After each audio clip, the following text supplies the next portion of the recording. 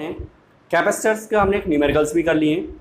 अब कैपेसिटर पर एक कुछ न्यूमेरिकल्स और आते हैं, उन्हें और थोड़ा सा देखना है हमें, और उसके लिए एक थ्योरी वाला एक टॉपिक बनाते हैं कि कैपेसिटर का जो कैपेसिटेंस है उस पर क्या इफेक्ट पड़ेगा जब हम उसमें मीडियम फिल करेंगे। उसमें दो कंडीशंस हैं, एक बार हमें उसे बैटरी से कनेक्ट करते हुए मीडियम फिल करना है, और सेकेंड है एक बार हम उसे क्या करेंगे, बैटरी से डिस्कनेक्ट करेंगे और तब उसमें हम मीडियम फिल करेंगे। तो दो कंडीशंस हैं, उन दोनों कंडीशंस को हम समझेंगे। ठीक है, तो बहुत अच्छा टॉपिक है और न्यूमेरिकल्स बहुत सारे आएंगे इस पर, तो ढंग से समझेंगे। तो स्टार्ट करते हैं। इफेक्ट ऑफ मीडियम का इफेक्ट देखेंगे। First, when capacitor is connected to a battery, तो बैटरी से कनेक्टेड है तब क्या होगा इसका। देखो, हम कंसीडर कर रहे हैं कि स्टार्टिंग में हमारे पास एक कैपेसिटर है जिसका कैपेसिटेंस C है, अभी कोई कनेक्शन नहीं है, बस C कैपेसिटेंस है इसका। हमने क्या किया, इसे बैटरी से कनेक्ट कर दिया। जब हम इसे बैटरी से कनेक्ट कर देंगे तो इसका पोटेंशियल V, सपोज कैपेसिटेंस हमें पता है C, तो चार्ज भी पता लग जाएगा Q = CV। Initially C capacitance है, V पोटेंशियल है, चार्ज CV है। तीनों चीज़ें इनिशियली हमें पता लग गई। कैपेसिटेंस C है, चार्ज CV है और पोटेंशियल कितना है इसका V। तो स्टार्टिंग में ये है हमारे पास। अब हमने क्या किया, इनकी प्लेट्स के बीच में मीडियम फिल कर दिया। स्टार्टिंग में ही मैंने लर्न कराया था, प्लेट्स के बीच में जब हम मीडियम फिल करेंगे, चाहे कोई भी कंडीशन हो, कैपेसिटेंस के टाइम इंक्रीज होगा। बिल्कुल सही। तो बस अब हमने क्या किया, इस कैपेसिटर की प्लेट्स के बीच में मीडियम फिल कर रहे हैं हम। ये हमने इसमें भर दिया मीडियम डाइलेक्ट्रिक कांस्टेंट K। तो इसका कैपेसिटेंस कितना हो जाएगा, C dash = KC। Fix, learn कर लो, इसमें कुछ सोचना ही नहीं है कि अगर हमने उसमें मीडियम भरा तो मीडियम भरते ही कैपेसिटेंस की वैल्यू कितने टाइम बढ़ेगी, K टाइम। फिक्स, कुछ नहीं सोचना है, बढ़ गई। कितना टाइम इंक्रीज हो गई, K टाइम इंक्रीज हो गई। अब बची हुई चीज़ों को हम कैलकुलेट करना स्टार्ट करते हैं। ठीक है, जब बैटरी से कनेक्शन में है, ठीक है, उस कंडीशन में पोटेंशियल सेम रहेगा। ये बात तो सही है, क्यों? क्योंकि जब बैटरी से कनेक्शन रहेगा उसका, तो जितना पोटेंशियल बैटरी का होगा उतना ही potential difference across the plates of the capacitor होगा, तो वो फिक्स है।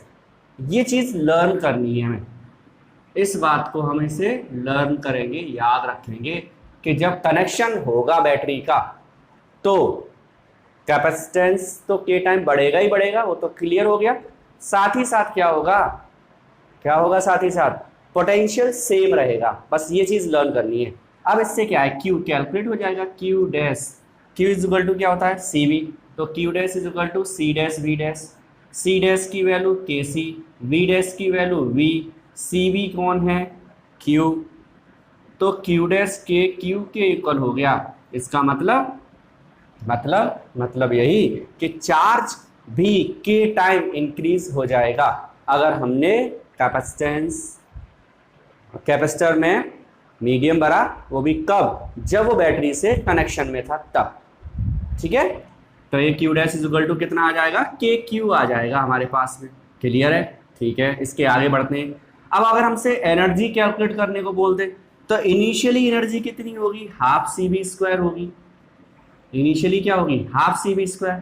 अब कितनी हो जाएगी, U dash = 1/2 C dash V dash square. 1/2 C dash क्या है, KC, V तो V ही है, तो ये हो गया 1/2। K को अलग कर लो भाई, कर लिया अलग, 1/2 K अलग कर लिया, और ये CV², ये क्या है, U है, तो U डैश किसके इक्वल हो गया, KU। मतलब एनर्जी भी K टाइम इंक्रीज हो जाएगी। एनर्जी भी कितना इंक्रीज हो जाएगी, K टाइम इंक्रीज हो जाएगी। इलेक्ट्रिक फील्ड अगर पूछता है तो इलेक्ट्रिक फील्ड होता कितना है, E = क्या था, V/D। हाँ सही है, D distance between the plates है, D is the distance between the plates, और पोटेंशियल डिफरेंस V है। अब कितना हो जाएगा, E dash is equal to V dash upon D dash. E dash is equal to V dash V ही है, plate के बीच में डिस्टेंस हमने वेरी नहीं कराई है, तो V ओवर D कौन है, E, तो E dash will be equal to E। Electric field पर कोई इफेक्ट नहीं पड़ेगा, इलेक्ट्रिक फील्ड सेम रहेगा। ठीक है, पोटेंशियल डिफरेंस सेम रहा, इलेक्ट्रिक फील्ड भी सेम रहा। कैपेसिटेंस के टाइम इंक्रीज हुआ, चार्ज के टाइम इंक्रीज हुआ, और एनर्जी भी के टाइम इंक्रीज हो गई। तो ये कंडीशनल है पूरा का पूरा, न्यूमेरिकल्स बनते हैं, कभी भी कुछ भी पूछ लेगा इसमें से हमसे, तो हम सॉल्व कर सकते हैं, कोई प्रॉब्लम नहीं है, कर सकते हैं आप। ठीक है, ओके, स्क्रीनशॉट ले लो इसका।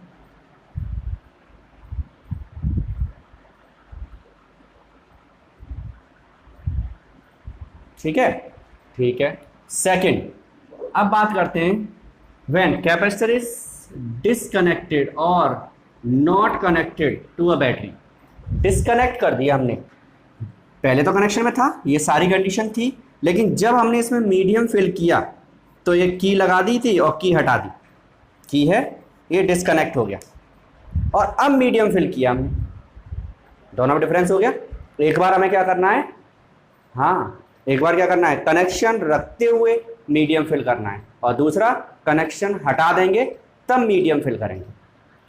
ये कंडीशन यही रहेगी, ये मैंने पहले ही बोल दिया है, चाहे कनेक्शन हो चाहे ना हो, अगर हम मीडियम भरेंगे तो कैपेसिटेंस के टाइम इंक्रीज होगा। इंक्रीज हो गया, कितने टाइम इंक्रीज हुआ, के टाइम इंक्रीज हो गया।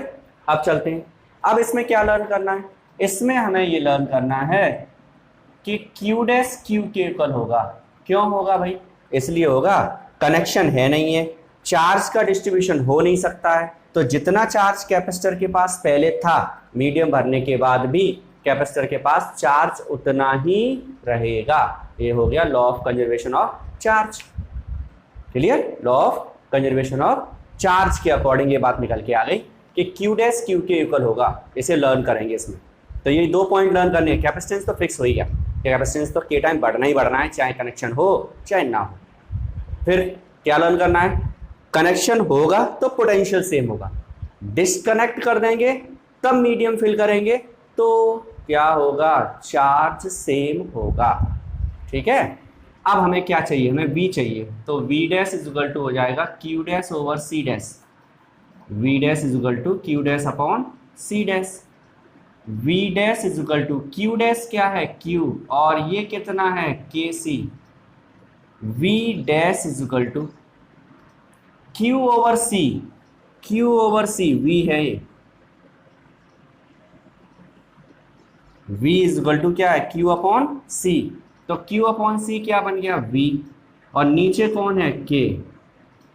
तो पोटेंशियल के टाइम डिक्रीज हो गया, कैपेसिटेंस के टाइम इंक्रीज होगा, चार्ज सेम रहेगा, और पोटेंशियल के टाइम डिक्रीज हो जाएगा। ठीक है, ठीक है, इसमें आ जाओ, पोटेंशियल कैपेसिटेंस के टाइम इंक्रीज हो जाएगा, पोटेंशियल आएगा V ओवर K और इसका होल स्क्वायर, तो यहाँ से 1/2 एक स्टेप बढ़ा लेते हैं लोग, 1/2 KC V square upon K square. एक पावर ये कैंसिल हो गई कैंसिल, 1/2 CV स्क्वायर ऊपर बचा, नीचे रह गया K, तो ये K कहाँ आएगा, नीचे आएगा सर। तो मतलब एनर्जी के टाइम डिक्रीज हो जाएगी, एनर्जी के टाइम डिक्रीज हो गई। फिर चलते हैं, इलेक्ट्रिक फील्ड यही है सब कुछ, V over K potential, D dash D ही है, तो E अपॉन क्या आएगा, K आएगा।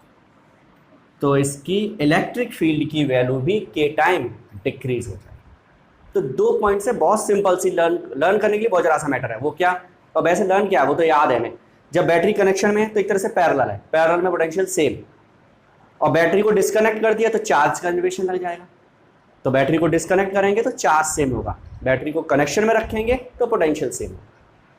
बस बाकी सब सॉल्व कर लेंगे, कोई प्रॉब्लम नहीं है। ठीक है, ले लो स्क्रीनशॉट इसका।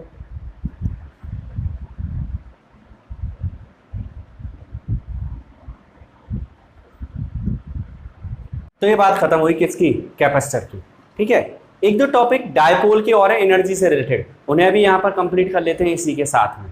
ठीक है। जब भी हमने पोटेंशियल एनर्जी की बात की, चाहे चार्ज की बात की, चाहे सिस्टम ऑफ चार्जेस की बात की है, किसी की भी बात की है, यहाँ तक कि जब हमने कंडक्टर या कैपेसिटर को भी चार्ज किया तब भी वही बोला क्या, कि कैपेसिटर वो चार्ज को कहाँ से लाएंगे, इन्फिनिटी से लाएंगे। जब हम चार्ज को इन्फिनिटी से लाएंगे तो जो वर्क करेंगे वो वर्क डन ही पोटेंशियल एनर्जी बन जाएगा। पढ़ा हुआ है ना। वही चीज़ अब हम डायपोल के लिए अप्लाई करेंगे। डायपोल के लिए भी यही करना है हमें। डायपोल के लिए भी क्या है, डायपोल को इन्फिनिटी से लेके आएंगे, और जब डायपोल को हम इन्फिनिटी से लेके आएंगे तो जो वर्क करेंगे वो वर्क डन क्या हो जाएगा, उस डायपोल की पोटेंशियल एनर्जी बन जाएगी। ठीक है, वर्क डन पहले निकालते हैं तब सॉल्व करेंगे। तो वर्क डन निकालते हैं। Work done in rotating, work done in rotating electric dipole in electric field. तो इलेक्ट्रिक फील्ड में हमें डायपोल को क्या करना है, रोटेट करना है। ठीक है, तो रोटेट करना स्टार्ट करते हैं। ये हमने लिया इलेक्ट्रिक फील्ड, ये है इलेक्ट्रिक फील्ड, इसमें ये डायपोल है, यहाँ पर ये प्लस क्यू चार्ज, ये minus Q charge. A B is the dipole, length is 2l which is made of minus q and plus q charges. Force on the plus q charge will be in the direction of the electric field, and force at negative will be opposite to electric field. This force will rotate it in this direction and this will rotate it in this direction. So the dipole will rotate. कौन सी direction है, is clockwise. किस direction में rotate कर रहा है, clockwise. अब हमें work, ये तो अपने आप घूमेगा ना, अपने आप घूमेगा, हमें क्या करना है, इसके अपोजिट इसे घुमाओ तो जो वर्क करेंगे वो कैलकुलेट करना है। तो इसे अपोजिट घुमाएंगे, हम उल्टा घुमाएंगे। पहले तो टॉर्क कितना है इस पर वो हमें पता है, we know that torque acting is, torque कितना एक्टिव हो रहा है, tau is equal to, formula पता है, PE sine theta, equation number first, this is theta. अब क्या किया हमने, इस डायपोल को ऐसे रोटेट कर दिया, इस डायपोल को हमने क्या किया, रोटेट कर दिया इस तरह से। ये यहाँ से डायपोल को ऐसे रोटेट कर रहे हैं।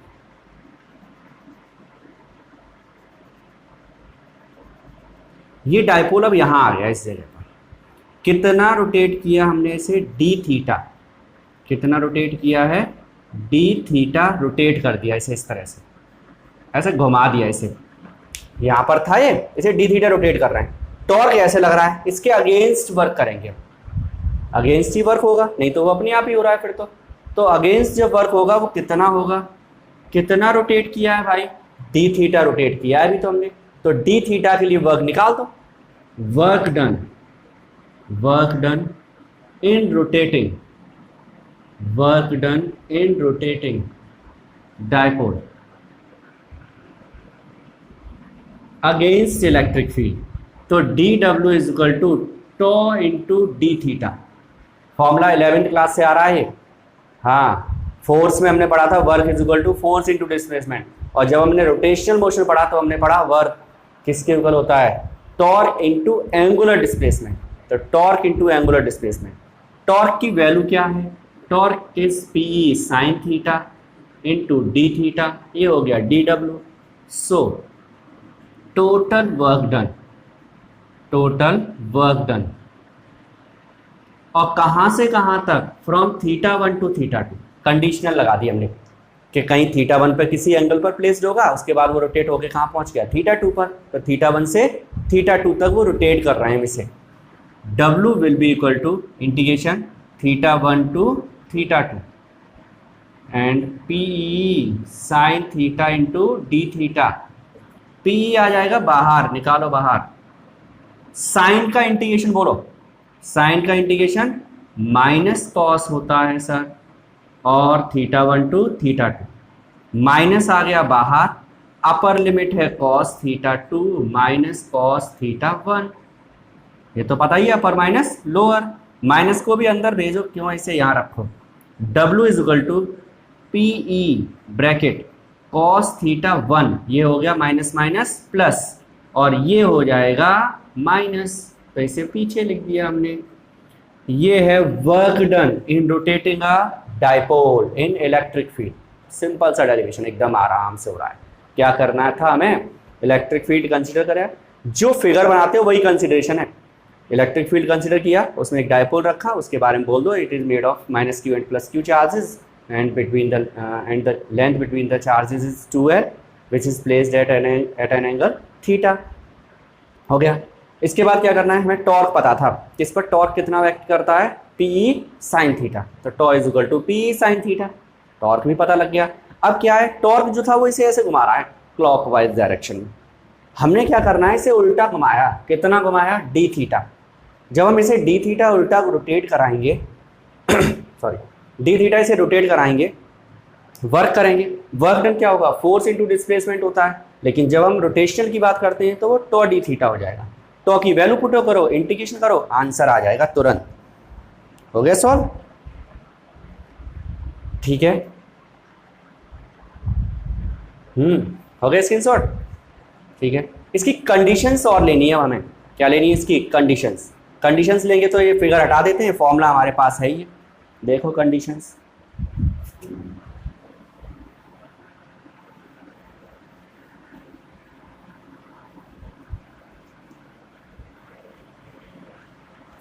देखो कंडीशंस देखते हैं इसकी। नंबर 1, पहली कंडीशन ले, कोई भी एंगल ले सकते हैं हम, इसे लेके ऐसे लिख रहे हैं, इसे हम रोटेट कर रहे हैं कहां से, from stable equilibrium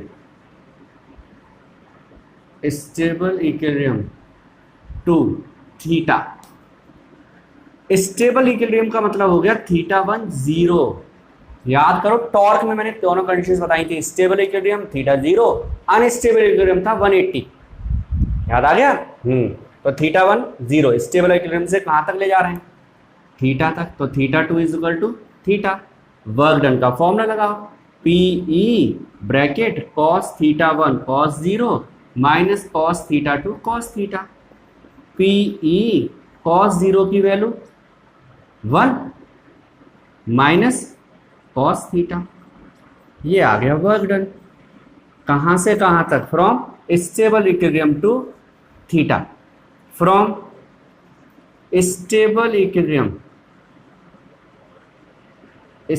equilibrium to 90 degree, तो θ1 0 θ2 90, W is equal to PE bracket cos 0 minus cos 90, PE cos 0 की वैल्यू 1 माइनस cos 90 कितना होता है 0, बचा क्या 1, आंसर क्या आया PE। देखो बढ़िया है, ऐसे कुछ भी आ जाए कोई प्रॉब्लम नहीं है, हमें कितना भी आ जाए कर सकते हैं, कंडीशंस लगा सकते हैं अपने आप। हाँ तो आपके करने के लिए बहुत सारा दे देते हैं, बहुत सारा तो नहीं, थोड़ा सा ही ले लो वर्क, कोई बात नहीं। क्या करेंगे हम, third, from stable equilibrium to unstable equilibrium, तो इसमें क्या होगा भाई, अभी बताया था, θ1 will be 0 and θ2 will be 180। Fourth, from θ2 90, तो फिर पता लग गया θ1 theta θ2 90। Fifth, from 90 to theta, इसे सॉल्व करते हैं, ये जरूरत पड़ेगी इसके में। W is equal to PE cos θ1 क्या है 90 माइनस cos θ2 क्या है थीटा, PE ब्रैकेट cos 90 की वैल्यू 0 माइनस में क्या आया cos थीटा 0, ये बचा minus PE cos theta is work done. कब, ये वर्क कब हुआ, जब हमने उसे क्या किया है, रोटेट किया है। कैसे रोटेट किया है, बोलो बोलो कैसे, उसे हमने रोटेट किया है 90 टू थीटा। कहाँ से, 90 टू थीटा। जब ये परपेंडिकुलर रखा होगा इस तरह से, जब ये परपेंडिकुलर रखा होगा तो इस कंडीशन में इसकी जो एनर्जी है वो 0 होगी। जब ये परपेंडिकुलर रखा है एनर्जी इसकी 0, एनर्जी जीरो है। अब हमने इसे जितना भी घुमाएंगे वही वर्क डन उसकी एनर्जी बन जाएगा, वही वर्क जो हम करेंगे इसे घुमाने में, रोटेट कराने में, वही वर्क क्या बन जाएगा, इसकी स्टोर्ड एनर्जी बन जाएगा। तो यही हुआ यहाँ पर, क्या 90 पर उसका वर्क, उसके पास एनर्जी जीरो थी। जब 90 पर उसके पास एनर्जी जीरो थी तो उस कंडीशन में हमने उसे 90 से कितने एंगल तक रोटेट कर दिया, थीटा। ठीक है, तो यही W is to minus P cos theta will be energy, potential energy of the dipole. तो ये सिंपल सा डेरिवेशन है, बहुत सिंपल सा। अगर हमसे पोटेंशियल एनर्जी पूछे तो हम ये बात लिखेंगे कि स्टार्टिंग में बोल देंगे कि at in the condition of perpendicular to the electric field the energy of the dipole is zero, so when we rotate the dipole from 90 to theta the work done is stored as potential energy. हो गया, सीधा लिखा और इसे किया, answer आ गया, यही energy बन गई। वर्क को हमने लिख दिया U is equal to minus P cos theta. Cos जहाँ आता है वो भी हम जानते हैं, तो उसे भी चाहो तो लिख दो, डॉट वेक्टर में आ जाएगा ये भाई, minus P vector dot E vector, cos dot में आता है तो पी डॉट ई माइनस में। हो गया क्लियर।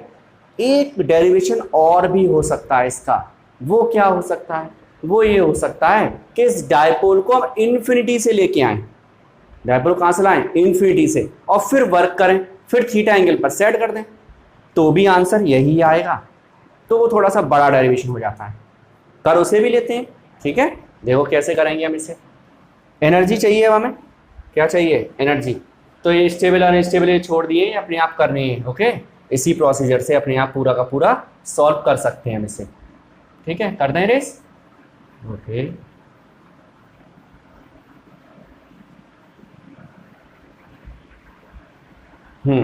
अब हमें क्या चाहिए, हमें चाहिए एनर्जी, पोटेंशियल एनर्जी। वैसे तो पोटेंशियल एनर्जी वो आ गई, वही रिजल्ट दोबारा चाहिए हमें। डेरिवेशन करेंगे बड़ा आसान, potential energy of a dipole, dipole की पोटेंशियल एनर्जी। प्रोसीजर सेम, ये इलेक्ट्रिक फील्ड है भाई, इस इलेक्ट्रिक फील्ड में एक डायपोल है, उसे हमें लेके आना है फ्रॉम इन्फिनिटी, और लाएंगे तब एक कंडीशन है, वो लर्न कर लो। कंडीशन क्या है, the direction of electric field and dipole moment will be same. बस उसे लाना ऐसे है कि इलेक्ट्रिक फील्ड और डायपोल मोमेंट की जो डायरेक्शन है वो कैसी रहे, सेम, सेम रहेगी। तो चलो ले चलो इसे, माइनस क्यू और ये plus Q, A B dipole हो गया, इसे लेके आएंगे हम इसे। अब समझो, बहुत ढंग से समझना, क्योंकि जो कुछ है वो फिगर है, इसके बाद तो फिर डेरिवेशन है, कुछ नहीं है। ये डायपोल है, ये चल रहा है, तो कोई वर्क हो रहा है, नहीं हो रहा है। क्यों नहीं हो रहा है, क्योंकि इलेक्ट्रिक फील्ड तो यहाँ पर है। ऐसा सोचो यही लास्ट है, इसके आगे है नहीं इलेक्ट्रिक फील्ड, ऐसा सोच लो। सोचने में तो कुछ जा ही नहीं रहा, सोच लो, सोच लिया। हाँ, तो वर्क डन कितना है, जीरो, कोई वर्क नहीं हो रहा, कोई वर्क नहीं हो रहा, कोई वर्क नहीं हो रहा, क्योंकि फोर्स नहीं लग रहा है। वर्क क्यों नहीं हो रहा है, क्योंकि जब चार्ज, इलेक्ट्रिक फील्ड नहीं तो इसमें फोर्स नहीं लगेगा, और फोर्स नहीं लगेगा तो कहीं ले जाओ, कोई वर्क नहीं कर रहे हैं हम इसे।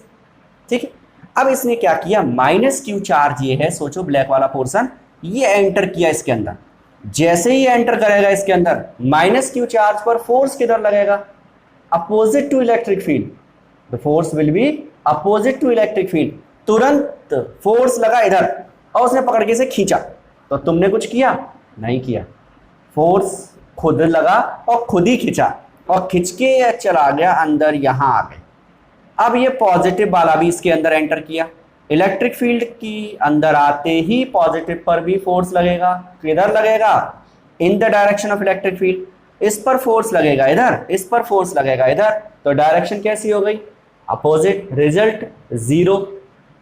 तो अब कोई वर्क नहीं होगा, अब तुम इसे फिर कहीं ले जाओ, कोई वर्क नहीं कर रहे हो, तो वर्क कितनी देर हुआ, यहां से और यहां तक, बस समझ लो खूब ढंग से, यही एक लाइन है समझने वाली, और कुछ नहीं है इस डेरिवेशन में।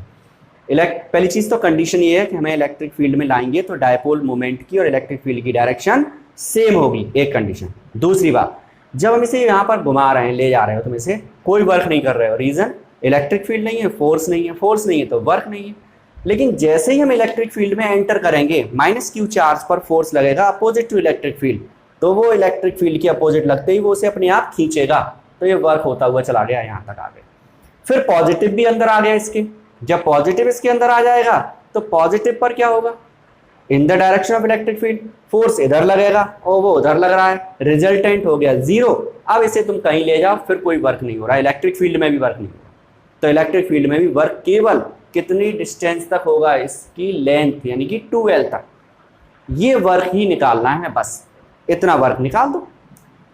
वर्क यहां से यहां पर लाके रख दिया हमने इसे, -q + q b a length is 2L। तो वर्क डन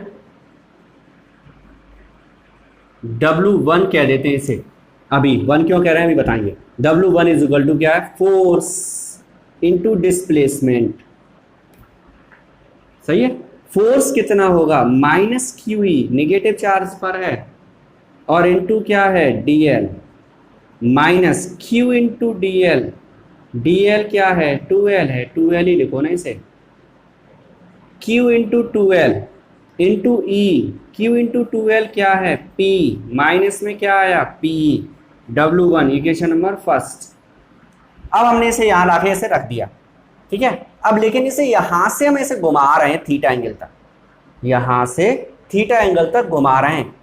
फर्स्ट कंडीशन जो अभी हमने नोट की वही आएगी, work done in rotating dipole from 0 to theta. Dipole को हम रोटेट कर रहे हैं कहां से कहां तक, 0 to थीटा। 0 to थीटा भी हम कर चुके हैं, चलो लेकिन दोबारा भी कर देते हैं, ऐसी कोई बात नहीं है। 0 to थीटा रोटेट कर दो, W2 इसलिए लिया था, और अब ये रख कैसा जाएगा, ये ऐसे रख जाएगा यहाँ पर आकर इस जगह पर, -Q + Q, और ये थीटा एंगल पर आ गया इलेक्ट्रिक फील्ड में। यहाँ तक लेके आए, वो वर्क हमने ये निकाल लिया, इन्फिनिटी से यहाँ तक लाए ऐसा रखने तक, ये वर्क ये आ गया। इसके बाद थीटा एंगल पर सेट कर दिया, वहां पहुंच गए।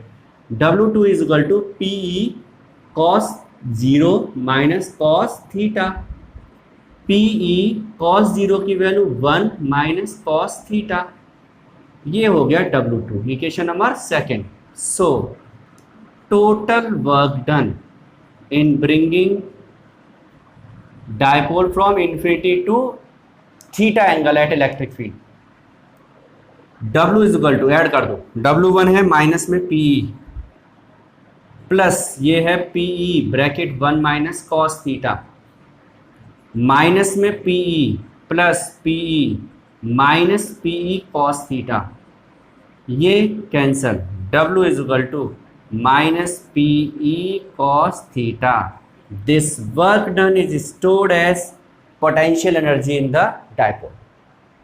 हो गया, तो ये डेरिवेशन बड़ा हो गया, मतलब प्रॉपर वे तो यही है वास्तव में देखा जाए तो, हम इन्फिनिटी से लेके आते हैं वही एनर्जी होती है। अब वो एक बात अलग थी कि हमने कंडीशनल बना दिया कि जब वो 90 पर होगा, 90 पर देखो, 90 पर cos 90 0, U विल बी 0, ठीक है। तो जब वो 90 पर होगा, परपेंडिकुलर रखा होगा, तो उस कंडीशन में क्या होगा, एनर्जी 0 होगी। तो 90 से थीटा एंगल तक रोटेट करेंगे तब भी यही आएगा, और प्रॉपर अगर चाहिए तो ये है। और वो बात फिर से समझ लो कि जब हम इन्फिनिटी से लेके आएंगे तो कोई वर्क नहीं होगा, जब इससे एंटर करेंगे, जब हम इसमें अंदर, तब 2L लेंथ तक, केवल इसकी लेंथ के बराबर तक वर्क होगा बस, क्योंकि फिर अंदर चले जाएंगे तो नेगेटिव और पॉजिटिव चार्जेस पर फोर्स इक्वल एंड अपोजिट हो जाएगा, रिजल्ट फोर्स का फिर से 0, वर्क फिर 0। तो बस इतना सा वर्क चाहिए था। ये जो वर्क आ गया, दूसरा वर्क निकालेंगे कहाँ से, 0 to थीटा, ऐड कर दो, रिजल्ट आ जाएगा।